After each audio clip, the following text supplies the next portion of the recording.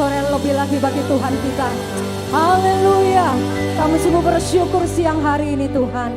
Terima kasih untuk waktu-waktu ini. Kami boleh bersekutu dengan Engkau, memuji, meninggikan nama-Mu. Hanya Engkau saja yang layak kami tinggikan, kami sembah, kami agungkan. Di dalam nama Tuhan Yesus. Sama-sama katakan, amin. Berikan tepuk tangan lagi sekali lagi bagi Tuhan. Silakan saudara duduk kembali. Terima kasih untuk tim Praise and Worship Dewasa Muda pada siang hari ini. Siapa yang semangat saudara siang hari ini? Berapapun jumlahnya kita tetap semangat, amin. Saya semangat kalau berkumpul dengan anak-anak muda, karena saya juga nggak mau tua saudara, saya menolak tua. Tapi bukan secara fisik ya tentunya ya, tetapi semangatnya ya, oleh sebab itu kita tetap semangat apapun yang terjadi. Nah sebelumnya saya bersyukur kepada Tuhan, juga saya berterima kasih untuk Bapak Gembala dan juga Pak Robert, Bu Ike yang telah memberikan kesempatan bagi saya siang hari ini untuk kembali berbagi, untuk sharing kebenaran firman Tuhan. Nah saudara, sebelum saya masuk ke firman Tuhan, saya mau sedikit cerita. Mungkin ini salah satu yang melatar belakangin kenapa tema ini saya angkat untuk saya bagikan kepada saudara.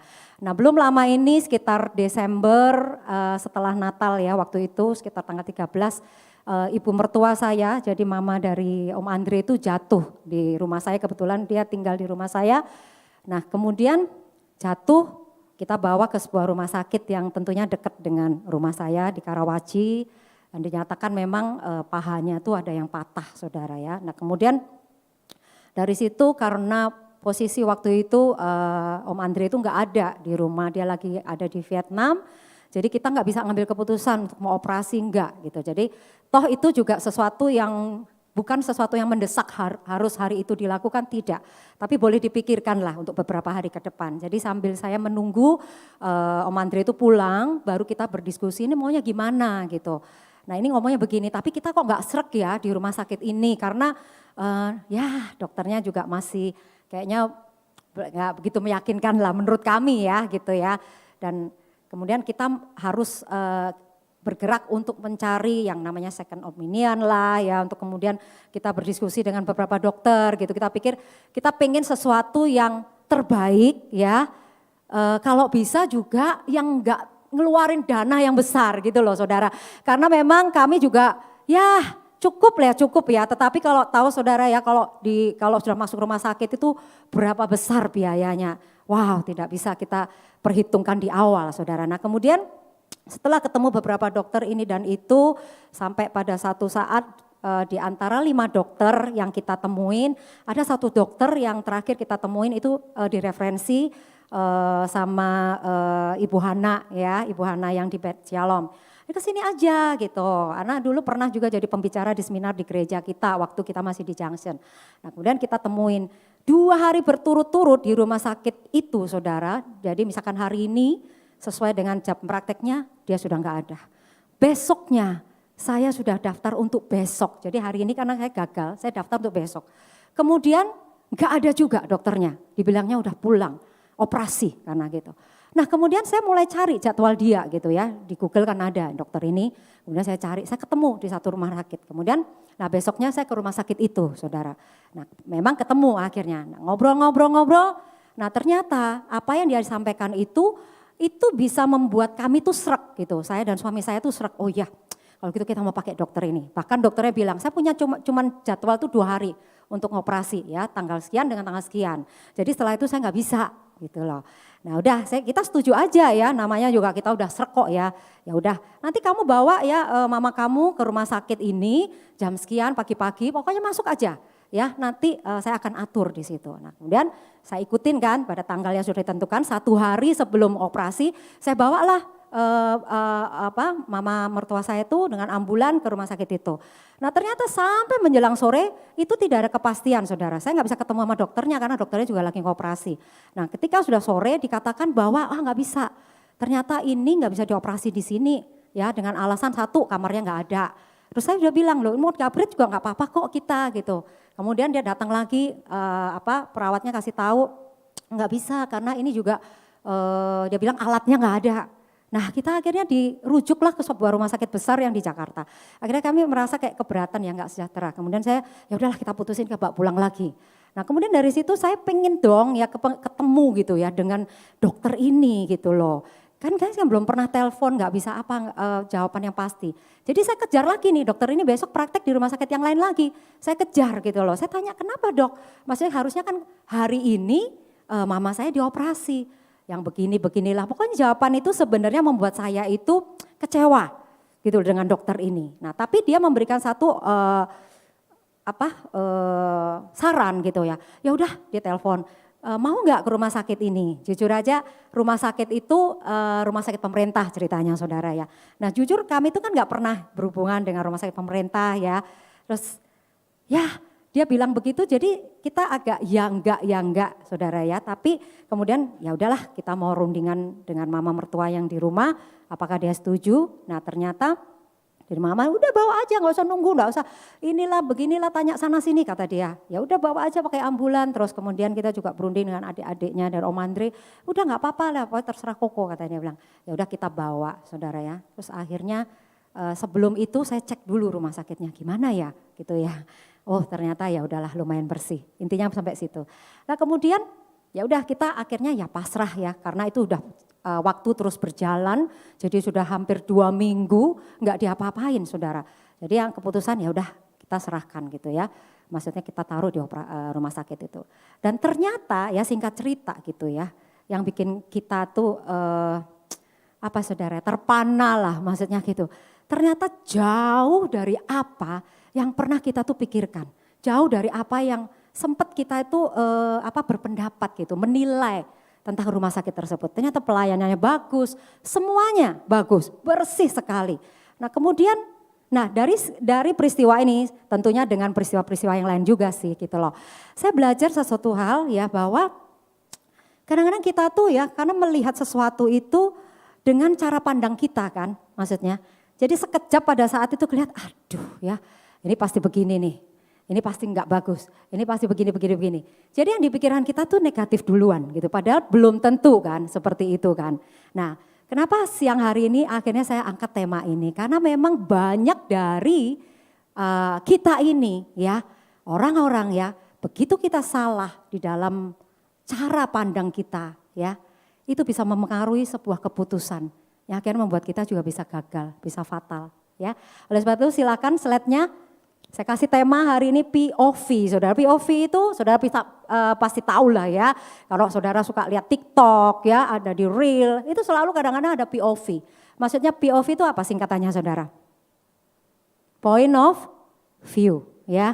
Jadi sudut pandang. Jadi biasanya kalau ditulis di TikTok, di Reel itu dari yang bikin konten itu dia mau membuat catatan di situ untuk kita tuh nangkep gitu loh. Point of view-nya tuh apa? Konten ini tuh apa gitu loh menurut pandangan mereka. Nah siang hari ini saya rindu kita sama-sama kita belajar tentang point of view ya. Dengan subtema melihat yang tak terlihat. Nah saudara, apa sih sudut pandang point of view ini saudara? Nah itu sama sebenarnya pengertiannya dengan cara pandang, paradigma, perspektif. Itu enggak jauh-jauh amat saudara, itu bahasanya aja saudara. Nah itu merupakan gabungan antara akal ya dengan pola pikir dengan perasaan. Jadi itu yang akhirnya menghasilkan point of view, yang menghasilkan paradigma kita, perspektif kita. Nah itu digunakan untuk apa saudara? Memaknai, mengartikan ya, sebuah objek saudara. Nah objek itu macam-macam ya, bisa objek itu diri kita sendiri, bisa orang lain, bisa permasalahan-permasalahan dalam kehidupan kita, pokoknya itu objek ya. Jadi itu yang membuat akhirnya kita memiliki yang namanya point of view atau cara pandang kita. Kita akan lihat sebuah gambar, silakan. Ada yang tahu gambar apa ini saudara? Gajah ya, tapi kok tahu gajah ya, padahal belum kelihatan ya. Nah itu terlihat gajah ini sedang membelakangi kan dari kameramen yang motret dia. Yang kelihatan apa? Pantatnya yang besar ya. Terus kakinya ya kelihatan 2 tapi bisa juga 4 lah ya kalau kita bisa lebih teliti. Kelihatan apa saudara? Buntutnya yang kecil. Jadi kalau kita lihat dari belakang sepintas ya cuman ini gajah. Ya pantatnya Kemudian ada buntutnya yang kecil, ada kakinya. Kemudian kita lihat gambar selanjutnya, saudara. Kalau kita lihat dari depan, gajah ini apa, saudara? Kita lihat dari depan. Ada kupingnya 2 yang lebar, ya. Kita lihat juga dia punya hidung yang panjang atau namanya belalai. Kemudian ada 2 taring, ya, yang namanya gading. Nah, kita lihat di situ. Kemudian kita bisa lihat kakinya kelihatan berapa, saudara? Kalau kita lihat dari depan, 2, ya kan? 2 aja kan? Nah, coba kita lihat gambar selanjutnya. Ini gajah dari samping, ya. Nah, kalau kita lihat gajah ini dari samping, coba apa yang saudara bisa lihat? Kakinya kelihatan ada 4, kupingnya ada 1, hidungnya tetap 1, saudara. Matanya 1, gadingnya 1, ya. Nah, sekarang kita mau lihat kisah ada 6 orang buta. Tapi ini bukan orang buta sejak lahir, saudara. Nanti kalau saya bilang sejak lahir pasti saudara komplain. Nah, silakan gambar selanjutnya. Nah, ini masih gajah, saudara. Kenapa gajah? Karena saya suka binatang gajah, saudara. Nah, ini ada kisah dari 6 orang buta, tapi bukan buta sejak lahir, ya. Nah, dari kita lihat dulu yang dari yang baju coklat itu, saudara, yang paling belakang. Karena dia buta, ketika dia memegang buntut gajah itu, dia ngomong apa? Ah, ini mas seutas tali, kata orang buta yang baju coklat itu. Nah, kemudian orang buta yang baju merah, saudara, ketika memegang kakinya gajah, dia langsung bilang begini, saudara. Wah, ini mas sebatang pohon yang gede ini. Ya, saya bisa merasakan, ini pohon yang besar ini. Nah, kemudian kita lihat yang baju pink, begitu dia memegang badan dari gajah, dia akan bilang begini, wah ini tembok besar, ini yang di depan saya ini tembok nih, tembok yang gede. Kemudian kita lihat yang baju biru, saudara. Ketika dia memegang telinga, dia merasakan, ini kipas nih, kipas yang gede ini. Dia pegang-pegang kupingnya di gajah ini. Nah, kemudian yang satunya, saudara, ketika yang baju hijau itu memegang belalainya, dia bilang ini ular. Ya ini jelas ular, ini ular. Dia menurut dia ular, saudara. Nah, kemudian yang baju biru, ya, yang terakhir, ketika dia memegang gading gajah, dia bilang apa? Ini tombak. Ya, ini tombak ini pasti tombak ini. Saudara, apa mereka salah, saudara? Tidak, ya. Karena apa? Itu fakta yang mereka lihat, yang mereka rasakan tuh memang seperti itu. Enggak salah sebenarnya. Tapi apa mereka benar, saudara? Tidak juga. Kenapa, saudara? Kok enggak benar, saudara? Hah? Karena apa, saudara? Enggak jelas, enggak lengkap. Gambar yang satu tadi, ya, yang gajah yang cuman dari depan, samping, belakang. Mereka hanya melihat dari sisi yang terpecah-pecah. Tidak bisa menggambarkan secara utuh. Sedangkan orang buta ini tidak ada satupun dari mereka yang menyebutkan bahwa itu tuh gajah. Yang ada mereka ini, oh ini tombak, oh ini seutas tali, oh ini batang pohon, oh ini tembok yang besar. Ya, sebenarnya juga nggak salah karena itu apa yang mereka rasakan, apa yang mereka lihat, saudara. Sekarang kita lihat gambar berikutnya. Ah, ini ada gambar gelas, saudara, ya, yang terisi air. Saudara lihat dari 2 orang itu, ya, yang sana cewek, yang sini cowoknya. Nah, yang perempuan dia berpendapat apa, saudara? Dia bilang apa? Setengah penuh. Sedangkan yang sebelah sini dia bilang apa? Setengah kosong. Enggak salah juga, cuman beda. Dia melihatnya dari mana? Yang satu melihat dari isinya. Sedangkan yang laki-laki yang sebelah kanan dia melihat berapa banyak yang kosong. Enggak ada yang salah, saudara. Itulah yang membuat mengapa seseorang tuh berbeda pendapat antara yang satu dengan yang lainnya, saudara. Tergantung apa yang saat itu dia lihat, apa yang dia rasakan, apa yang dia pikirkan, saudara. Saat itu, ya, garis bawahi saat itu, saudara. Bukankah kita juga seperti itu, ya, pada saat kita menghadapi sebuah objek, pada saat itu mungkin kita langsung berpikir, oh ini begini, ya, itu begitu, ya. Padahal belum tentu benar atau belum tentu tepat, ya. Oleh sebab itu diperlukan pemahaman bagaimana supaya kita itu bisa memiliki cara pandang yang tepat atau benar, saudara. Harus mau melihat dari sisi yang lain, ya, yang tidak terlihat saat Itu saudara. Nah kenapa cara pandang itu penting saudara? Karena apa? Saya melihat banyak hal kegagalan yang sering terjadi itu dikarenakan keputusan yang salah. Akibat cara pandang, cara pikirnya yang salah juga saudara. Kita mau lihat slide, saya bikin satu seperti quotes lah ya. Nah kita baca saudara sama-sama. Dikatakan gini ya, cara pandang yang salah cenderung akan menghasilkan pendapat atau pemikiran yang negatif. Sehingga memunculkan sikap yang pesimis saudara. Nah kebalikannya cara pandang yang benar akan menghasilkan pendapat atau pemikiran yang positif. Sehingga memunculkan sikap yang optimis saudara. Cara pandang saudara. Nah kita mau lihat, kita mau nginget-nginget ya kisah Daud dan Goliat ya. Saudara tahu di terjemahan baru itu dikatakan Goliat ini tingginya adalah 6 hasta sejengkal atau setara dengan 3,2 meter. Wow, itu sudah sangat-sangat tinggi saudara. Mungkin saat ini di dunia ada yang tingginya 2,5 meter saudara, ada.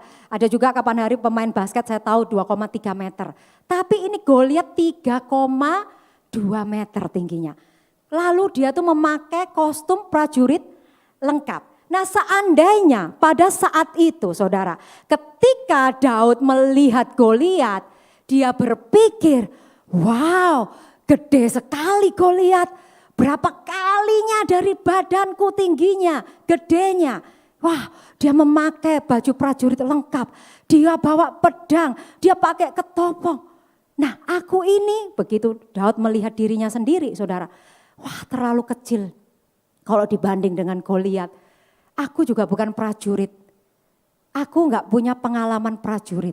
Aku pernah bunuh singa sama beruang, tapi aku bukan prajurit ya. Dia terkenal sebagai raksasa pembunuh, aku cuman gembala domba. Nah kalau pada saat itu Daud ketika akan menghadapi Goliat dia berpikir seperti itu, maka kisah Daud dan Goliat itu tidak akan ada di Alkitab saudara. Benar saudara? Tidak ada predikat Daud sebagai seorang pembunuh raksasa. Dan juga dia pasti akan menerima promosi-promosi ke depannya saudara. Kenapa saudara? Pada saat itu saudara, Daud menolak pemikiran seperti itu. Apa yang dia pikirkan? Yang pertama yang Daud katakan di dalam dirinya sendiri. Dia melihat yang tidak terlihat pada saat itu saudara. Nah dia memiliki cara pandang yang pertama yaitu melihat yang tidak terlihat. Itu yang dilakukan oleh Daud saudara.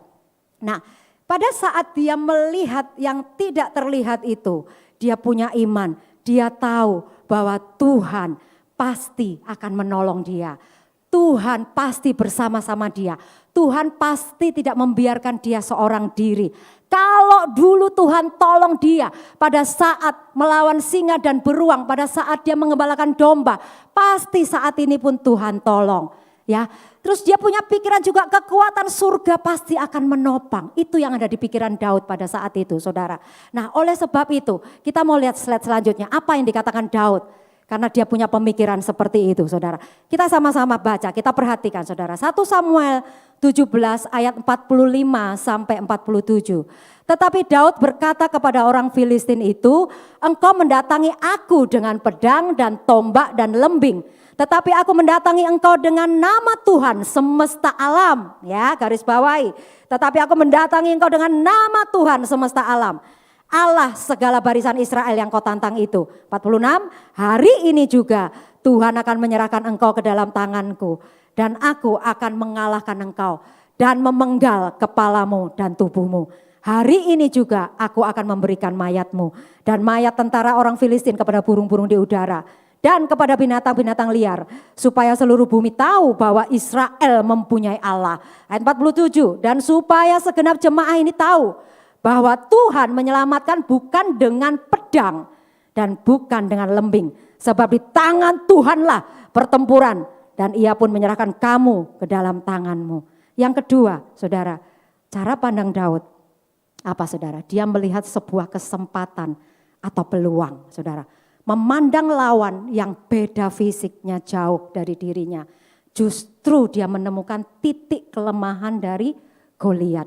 dan dia menemukan nilai atau value dari kelebihan dirinya sendiri. Itu Daud, saudara, pada saat itu. Oleh sebab itu apa, saudara? Daud tidak mendatangi Goliat dengan pedang, tetapi dia hanya membawa tongkat, ketapel, dan 5 batu kerikil, saudara.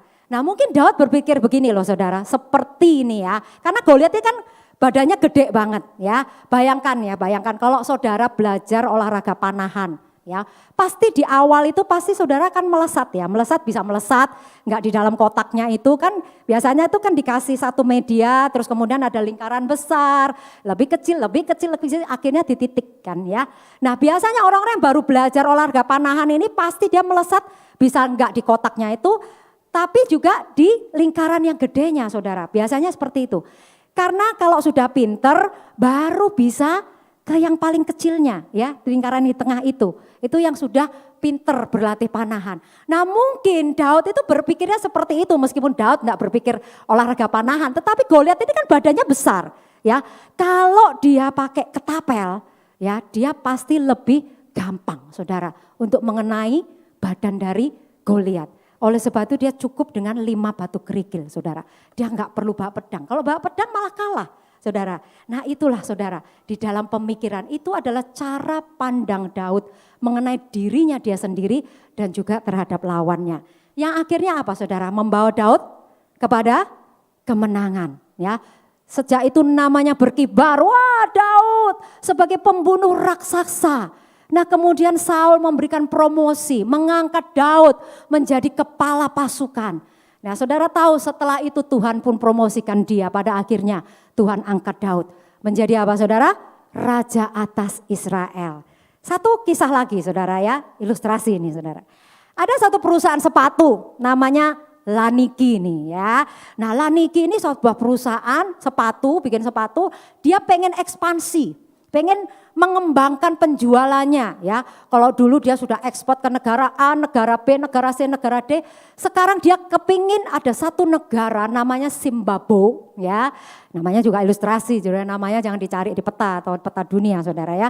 Nah dia pengen ekspansi nih ke negara Zimbabwe nih, supaya bisa menjual Laniki ini ke negara ini. Nah kemudian dia mulai mengutus staf penjualannya, katakanlah namanya si Tom ya. Oke Tom, kamu berangkat ya untuk melakukan riset pasar, untuk kamu survei di sana, bagaimana apakah bisa kita itu punya peluang kalau sepatu merek kita Laniki ini bisa masuk nggak ke negara itu. Nah maka berangkatlah Tom menuju ke Zimbabwe ini, saudara. Sesampainya di sana, Tom itu melihat, saudara, loh apa nggak salah nih? Dia lihat gitu sih Tom ya. Nggak ada satupun yang pakai sepatu di sini. Untuk apa aku jauh-jauh ke sini? Nggak mungkin dong, maksudnya bisa laku jualan di sini. Nggak ada yang pakai sepatu. Semua nyeker, saudara, jalannya. Ya pakai nggak ada alas kaki sama sekali. Mereka nggak pakai sepatu, nggak pakai sandal. Jadi Tom berpikir nih sia-sia ini kedatanganku di sini nih. Salah ini, pasti ada yang salah nih. Akhirnya Tom ini pulang ya ke negaranya. Dia balik, dia lapor ke bosnya.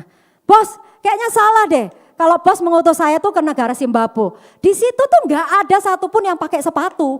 Ngapain kita jualan ke negara Zimbabwe? Kata bilang, udah percuma. Jadi udahlah, kita lupakan aja negara ini, nggak usah. Lama kemudian, ya perusahaan sepatu saingannya, namanya Ladidas, saudara ya.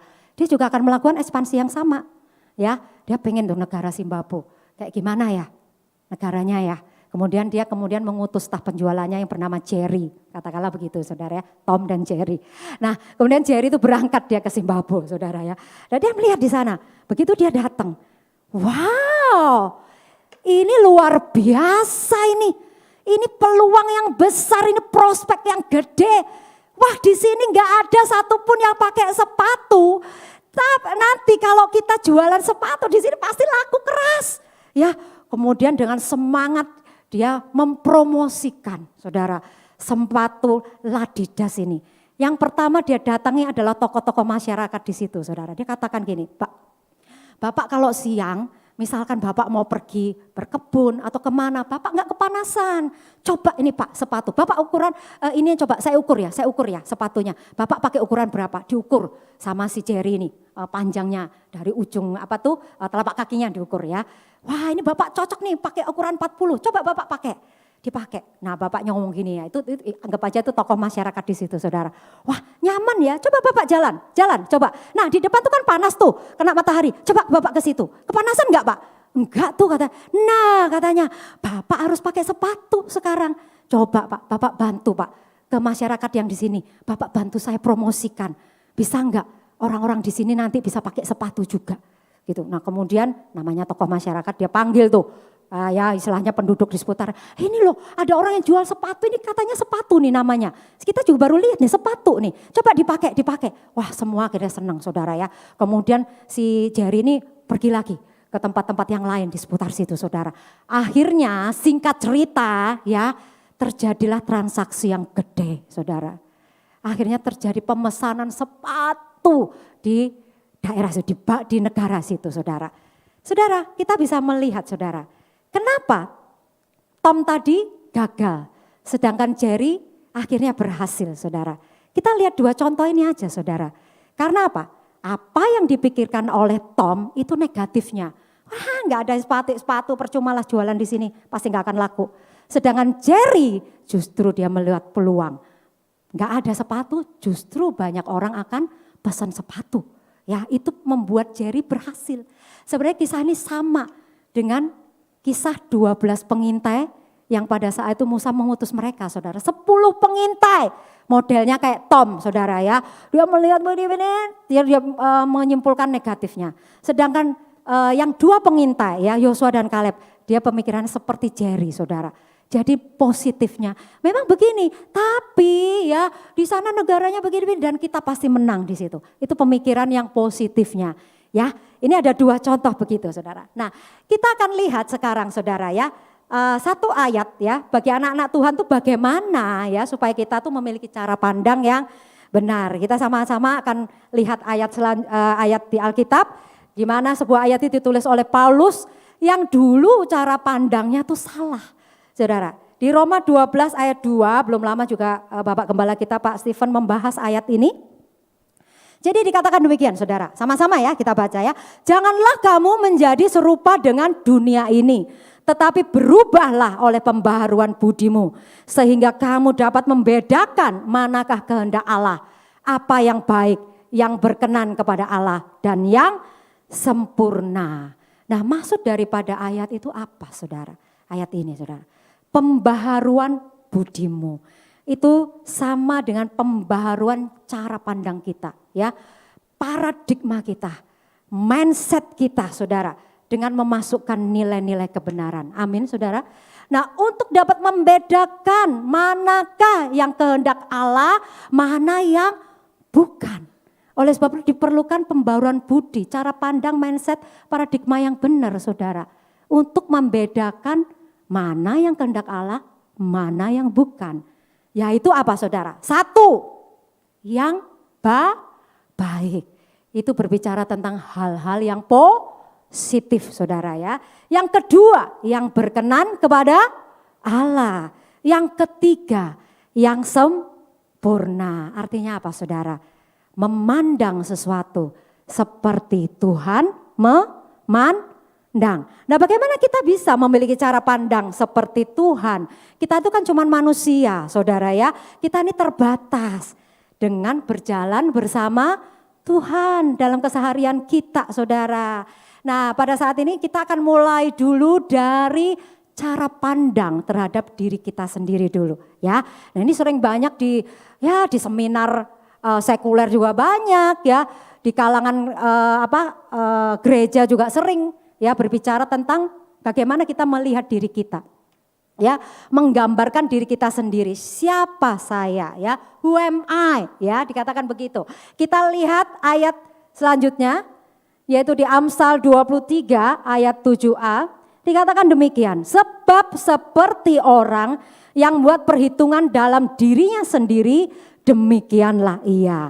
Nah, prinsip ini mengatakan begini saudara, bahwa seseorang akan menjadi sebagaimana ia membuat perhitungan dalam dirinya sendiri, membuat penilaian dalam dirinya sendiri ya. Nah, lalu bagaimana seharusnya sebagai anak-anak Tuhan itu kita memandang diri kita sendiri saudara. Sama seperti saya sebutkan tadi, memandang diri kita seperti Tuhan memandang kita. Amin saudara. Nah, bagaimana kita tahu ya apa kata Tuhan tentang diri kita saudara? Yaitu melalui firman Tuhan. Nah, kalau kita berjalan bersama Tuhan saudara, kita akan memiliki cara pandang yang benar seperti Tuhan memandang. Ada beberapa hal yang menjadi pedoman atau prinsip agar kita tuh tidak salah memandang, menggambarkan diri kita sendiri. Yang pertama kita harus tahu saudara, ya di ayat selanjutnya, bahwa manusia diciptakan sesuai dengan gambar dan rupa Allah. Ya, kita baca Kejadian 1 ayat 26a, ini sudah pasti semua hafal. Dikatakan demikian, berfirmanlah Allah, baiklah kita menjadikan manusia menurut gambar dan rupa kita. Terjemahan lama dikatakan peta dan teladan Allah ya. Amplified Bible katakan dan God said let us ya, Father, Son and Holy Spirit saudara. Make man in our image ya, according to our likeness ya. Tapi di dalam kurung dijelaskan not physical ya, but a spiritual personality and moral likeness ya. Bukan secara fisiknya, bukan Tuhan mukanya kayak Henny, kayak Pak Stephen, bukan saudara ya. Tetapi secara apa saudara? Amplified Bible menjelaskan secara apa? Rohaninya, rohnya, secara moral. Ini berbicara tentang karakter daripada Tuhan sendiri. Karakter ilahi. Nah, satu-satunya kitab saudara yang menyebutkan bahwa manusia diciptakan serupa dengan gambar Allah sendiri itu hanya Alkitab. Saudara, berbahagialah kita karena firman Tuhan, Alkitab yang kita percayai menuliskan bahwa kita manusia diciptakan serupa dengan gambar Allah sendiri. Amin saudara. Nah, ketika Tuhan menciptakan segala sesuatu, kemudian dia menciptakan kita, ya menciptakan Adam dan Hawa manusia saudara. Dia memakai apa saudara? Teladan dirinya sendiri ya. Karakter Tuhan sendiri yang dihembuskan ya kepada manusia pada saat itu saudara. Sehingga manusia itu adalah satu-satunya ciptaan Tuhan yang menyerupai Sang Pencipta itu sendiri ya. Namun sayang kita tahu bahwa akhirnya manusia pertama itu jatuh ke dalam dosa. Dan itu memang citra Allah akhirnya mereka kehilangan citra Allah saudara. Tapi puji Tuhan dengan kita percaya Tuhan Yesus kita bisa kembali saudara. Mendapatkan kemuliaan Tuhan itu dalam hidup kita saudara. Karena apa saudara? Pada saat manusia jatuh dalam dosa ya memang dirusak gambar dirinya. Saya tidak membahas tentang hari ini tentang gambar diri. Tapi memang sejak manusia itu jatuh ke dalam dosa saudara. Ada 3 komponen yang mempengaruhi kehidupan dari, yang mempengaruhi gambar dari manusia itu saudara. Yaitu keluarga, lingkungan ya atau pergaulan dan juga pengalaman hidup. Itu yang bisa apa saudara merusak atau membuat seorang itu memiliki gambar diri yang baik atau buruknya itu dipengaruhi dengan 3 komponen. Tapi hari ini saya tidak akan membahas mengenai gambar diri, saudara ya. Tapi saya percaya, saudara ya, saudara dan saya yang ada di sini saya melihat banyak sudah pelayan-pelayan Tuhan. Kita juga tidak memiliki gambar diri yang rusak, saya percaya. Tapi mungkin di antara saudara ada yang masih minder, ya tidak percaya diri, takut gagal, ini dan itu, saudara ya. Tapi percayalah saudara, kita punya Tuhan yang besar. Amin saudara. Nah kembali saudara, oleh sebab itu sebagai anak-anak Tuhan saudara yang kita di sini, saudara dan saya yang telah mengerti kebenaran, kita harus tahu memegang prinsip yang pertama. Bahwa kita diciptakan menurut gambar dan rupa Allah. Mari kita sama-sama katakan saudara, sama-sama dengan saya, tirukan saya saudara. Saya diciptakan menurut rupa dan gambar Allah. Ya, kita lihat slide selanjutnya. Yang kedua, saudara. Prinsip yang kedua, Dikatakan di Kejadian 1 ayat 26. Ya, kita ini sebagai manusia diberikan mandat untuk berkuasa atas ciptaan Tuhan yang lain. Ya, firman Tuhan katakan demikian, supaya mereka berkuasa atas ikan-ikan di laut dan burung-burung di udara, dan atas ternak dan atas seluruh bumi, dan atas segala binatang melata yang merayap di bumi. Amplified menjelaskan let them have complete authority. Saudara, punya otoritas penuh untuk mengelola bumi ini. Jadi Tuhan tuh sudah memberikan sebuah power terhadap manusia, saudara ya. Tergantung kitanya. Tuhan juga menciptakan manusia itu bukan manusia yang lemah, saudara ya. Kita juga dibekali dengan talenta-talenta masing-masing kita oleh Tuhan.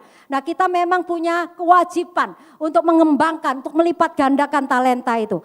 Mazmur 8 ayat 6, saudara. Dikatakan engkau membuat dia, manusia, berkuasa atas buatan tanganmu. Segala-galanya telah kau letakkan bawah kakinya, saudara, di bawah kaki kita, saudara. Amin, saudara. Ya, udah cepat saja, saudara ya, yang saya percaya saudara ngerti apa yang saya sampaikan mengenai ayat ini, saudara. Kemudian yang ketiga, saudara, setiap kita diciptakan dengan tujuan Tuhan, saudara ya. Kita baca sama-sama ayatnya di Yesaya 43 ayat 6 sampai 7, saudara. Dikatakan demikian, yang pertama tujuan Tuhan itu untuk kemuliaan Tuhan. Bawalah anak-anakku laki-laki dari jauh dan anak-anakku perempuan dari ujung-ujung bumi. Semua orang yang disebutkan dengan namaku yang kuciptakan untuk kemuliaanku. Yang kubentuk dan yang juga kujadikan. Jadi yang pertama, saudara, Tuhan punya tujuan. Kalau kita diciptakan di muka bumi ini adalah untuk kemuliaannya. Ya, berdasarkan ayat ini kita tahu kita diciptakan untuk kemuliaan Tuhan. Nah, selanjutnya saudara, yang kedua saudara, kita diciptakan next untuk menjadi anak-anaknya. Kita akan baca di Efesus 1 ayat 3 sampai 5. Terpujilah Allah dan Bapa Tuhan kita Yesus Kristus, yang dalam Kristus telah mengaruniakan kepada kita segala berkat rohani di dalam surga. Sebab di dalam Dia Allah telah memilih kita. Dikatakan garis bawahi saudara, sebelum dunia dijadikan. Supaya kita kudus dan tak bercacat di hadapannya. Dalam kasih Ia telah menentukan kita dari semula oleh Yesus Kristus untuk apa saudara? Menjadi anak-anaknya sesuai dengan kerelaan kehendaknya. Jadi Tuhan punya tujuan yang kedua saudara. Yaitu untuk menjadikan saudara dan saya itu anak-anaknya. Amin. Saudara. Kemudian yang ketiga kita lihat saudara. Yang ketiga dikatakan apa saudara? Untuk melakukan pekerjaan baik. Ya, kita baca ayatnya. Di Efesus 2 ayat 10. Karena kita ini buatan Allah, diciptakan dalam Kristus Yesus untuk melakukan pekerjaan baik. Yang dipersiapkan Allah sebelumnya, Ia mau supaya kita hidup di dalamnya. Dikatakan kita ini buatan siapa saudara? Buatan tangan Tuhan. Jadi kita diciptakan, kita ada ini untuk melakukan pekerjaan yang baik. Pekerjaan baik itu apa saudara ya? Yaitu melakukan hal-hal yang baik sesuai dengan bahasa Indonesia masa kini. Dikatakan pekerjaan baik itu melakukan hal-hal yang baik ya. Segala sesuatu yang kita lakukan yang tujuannya untuk memuliakan Tuhan. Bukan untuk memalukan Tuhan. Bedakan saudara ya. Ini kata-katanya dekat tapi beda jauh saudara. Yang satu untuk kemuliaan Tuhan ya. Bukan memalukan Tuhan. Ya, segala sesuatu yang kita lakukan yang tidak melanggar firman Tuhan. Segala yang kita lakukan yang berkenan di hadapan Tuhan. Saudara maaf, saya tuh sebenarnya bukan anti dengan tato. Terus cowok pakai anting-anting tuh sebenarnya ya udahlah terserah mereka mengikuti gaya. Cuman saya agak merasa nggak tahu terganggu atau apa ya. Kalau seorang misalkan maaf ya saya sebenarnya tidak ingin menyinggung siapapun. Sudah melayani mimbar, contoh pengkhotbah ya. Sudah terkenal pengkhotbah saudara ya. Tiba-tiba dia mentato seluruh badannya. Dia sudah pengkhotbah terkenal saudara. Kalau dulu belum bertobat ya misalkan kayak Pak Jos Ferry. Itu ya wajar-wajar. Kalau dulunya nakal, mau ditato seluruh badan, mukanya mau ditato, itu terserah saudara ya. Tapi yang saya mau cerita ada hamba Tuhan yang terkenal ya, yang sudah diundang kemana-mana ya. Kemudian dia bikin tato yang segede-gede baru saudara. Kemudian dia mulai buka baju, kemudian dia mulai berfoto saudara. Dia memamerkan tatonya. Saya cuma berpikir begini, what for gitu loh. Apakah itu memuliakan Tuhan menurut saudara? Saudara pikir sendiri saudara ya. Nah, cara pandang diri saudara seperti Tuhan memandang dirimu. Kira-kira pantas enggak ya? Gitu aja loh saudara ya. Karena saya kalau ngomongin ini, maksudnya kan kita suka pikirnya kita menghakimin orang. Tapi gini, balik ke diri kita aja. Ya, kenapa? Masalah memandang diri kita sendiri ini harus benar. Saudara, seperti Tuhan memandang. Jadi kalau kita punya pandangan, Tuhan seperti Tuhan memandang saya, otomatis saya akan saudara menjaga diri saya. Benar? Amin saudara? Enggak salah mau kelihatan puser ya terserahlah. Tapi kalau saudara pelayanan di mimbar, misalkan ya saudara jadi singer, jadi WL, terus kemana-mana kelihatan puser saudara.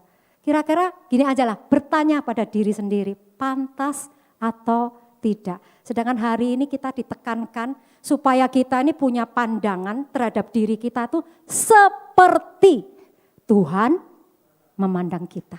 Itu aja saudara ya. Jadi saya titip pesan ya, saudara renungkan sendiri pantas atau tidak. Saudara berpakaian begini begitu khusus untuk para pelayan Tuhan ya. Saya katakan khusus untuk pelayan Tuhan. Dan khususnya lagi untuk pelayan mimbar, saudara ya. Oke saudara, nah itu adalah sebagian tujuan umum yang Tuhan ciptakan kita saudara. Tuhan masih punya tujuan-tujuan khusus di dalam hidup saudara. Dan masing-masing kita diminta, diharapkan oleh Tuhan bahwa dalam perjalanan hidup kita di dunia ini kita akan menggenapi tujuan Tuhan itu. Sebelum kita meninggalkan bumi ini saudara.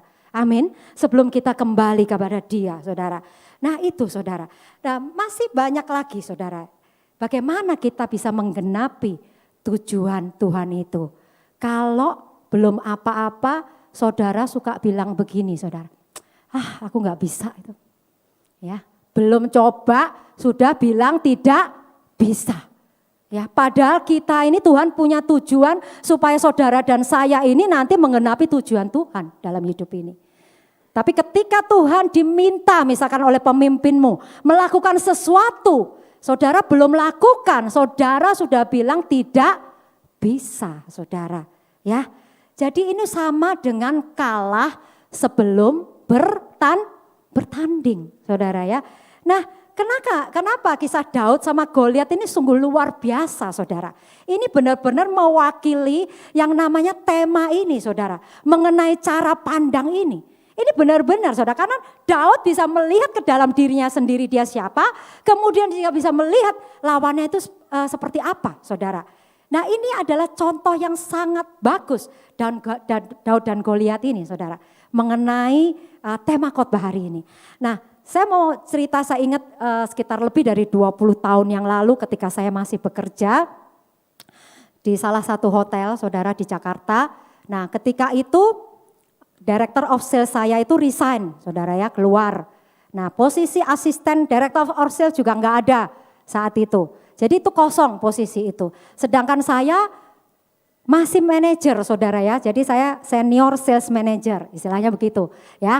Nah kemudian karena Director of Sales, asisten dosnya juga enggak ada, terus yang bikin report bulanan tuh siapa? Biasanya kan mereka saudara, Director of Sales biasanya itu melaporkan ke GM, kemudian GM itu akan meeting ya dengan owner, biasanya setiap bulan tuh monthly meeting seperti itu. Tapi karena enggak ada yang bikin report, jadi saya dipanggil sama GM saya, Henny, kamu bikin report ya untuk bulanan. Kamu tahu kan sekarang kita enggak ada Director of Sales saudara. Pertama saya juga report saudara ya. Reportnya kalau satu halaman enggak apa-apa. Ini berlembar-lembar terus bahasanya bahasa Inggris saudara. Ya maklum lah ya, kalau hotel internasional semuanya pakai bahasa Inggris saudara ya. Tapi kan satu, pertama saya kan gak bisa nolak. Ya saudara ya, orang yang suruh orang tertinggi, orang nomor 1 di dalam hotel itu GM saudara ya. Yang kedua, saya cuma berpikir bisa enggak ya. Pertama saya punya pikiran begitu saudara. Terus tapi yang kedua saya pikir gini saudara.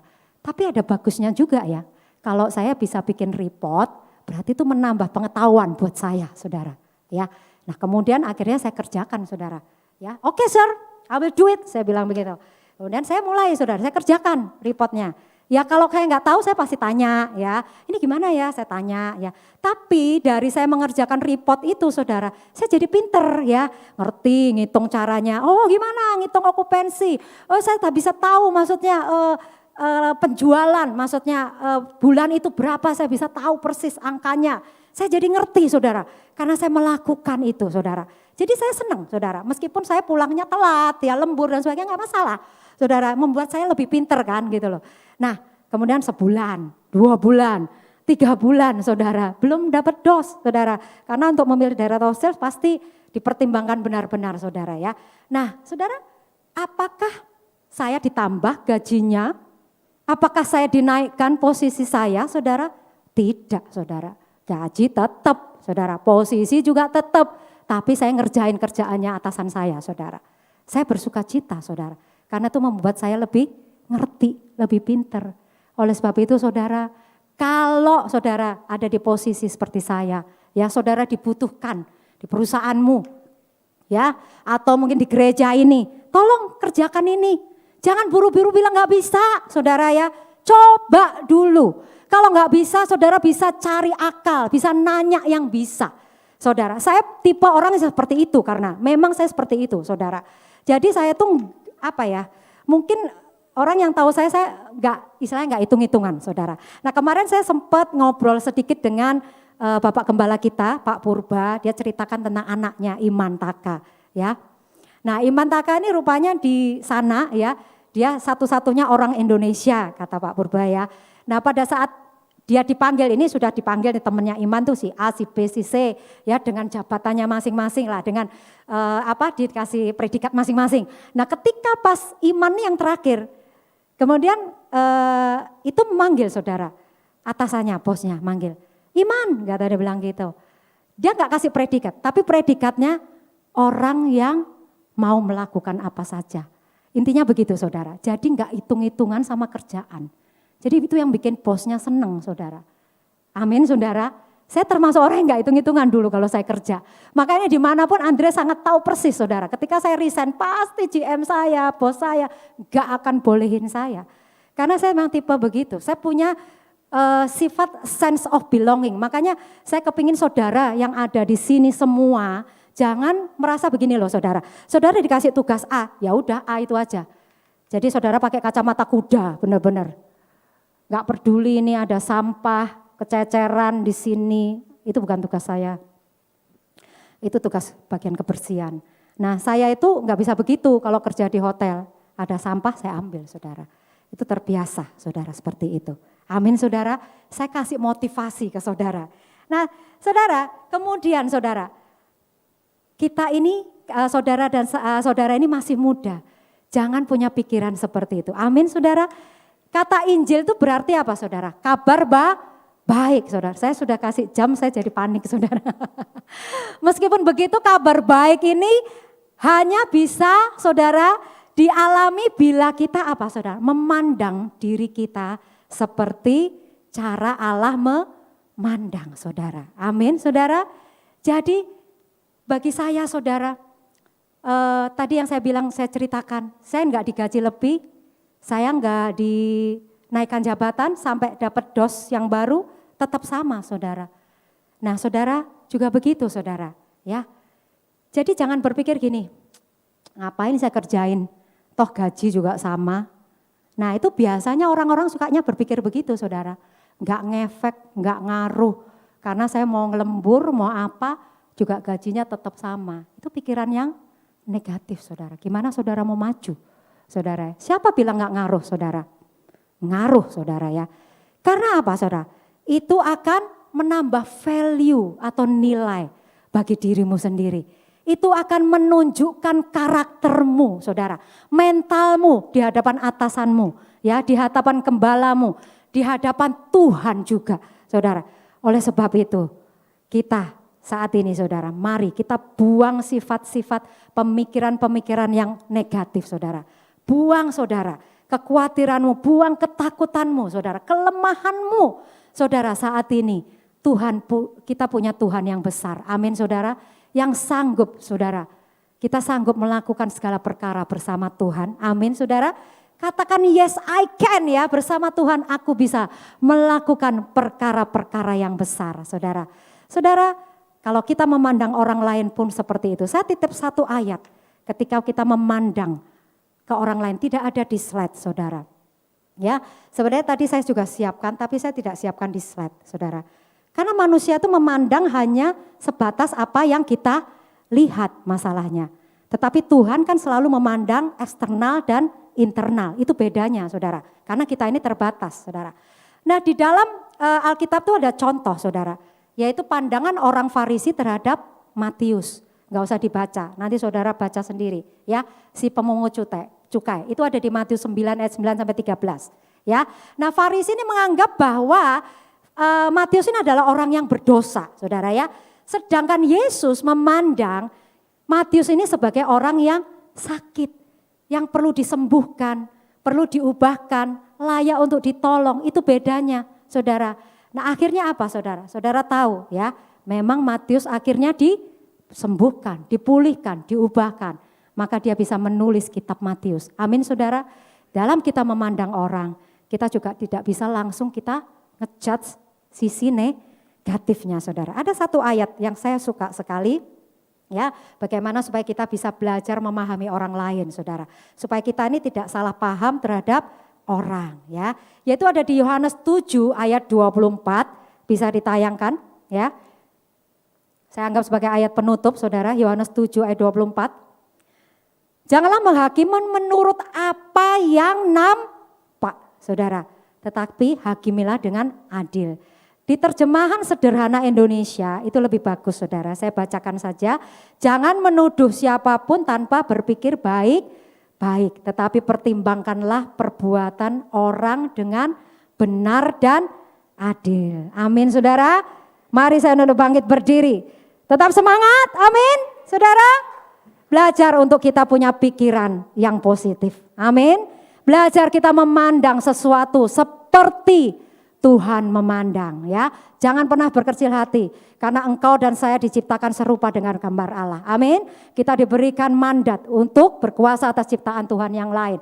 Tuhan menciptakan kita punya tujuan di dalam hidup kita, ya, untuk memuliakan namanya, ya. Kemudian kita juga untuk melakukan pekerjaan yang baik, untuk menjadi anak-anak Tuhan. Dan Tuhan masih punya tujuan-tujuan khusus dalam hidupmu. Saudara masih muda, masa depanmu masih panjang di depan. Ya, jangan pernah saudara merasa di tengah-tengah saudara merasa lelah, capek, aku nggak bisa ini, aku nggak bisa itu. Saudara, hidup ini perlu perjuangan. Amin, saudara. Kalau saudara bertekun, berjuang, saudara akan berhasil. Apalagi bersama dengan Tuhan kita Yesus Kristus. Haleluya, kita mau nyanyikan Tuhan yang besar. Sebelum saya serahkan akan perjamuan kudus, saudara.